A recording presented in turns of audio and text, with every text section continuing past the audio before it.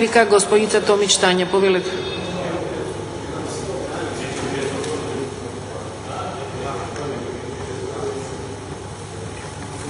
Благодарам, почитувана подпредседателке.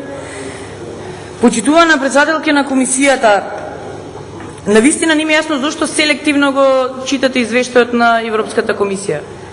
Значи, тамо јасно се отсликува она што граѓаните го гледаат секојдневно во Република Македонија, дека не се борите со криминалот и корупцијата во државата.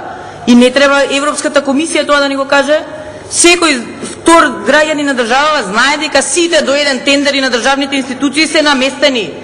И вие спиете на тоа. Во една година имате само 13 представки, по една месечно, замислете. Немате реакција, повторно ви кажувам. И за тоа што вие не сте си го сработиле, СДСМ ви поднесе представки. Имате представка за патриотска метла. Имате представка за промена на Дуб стара железничка станица.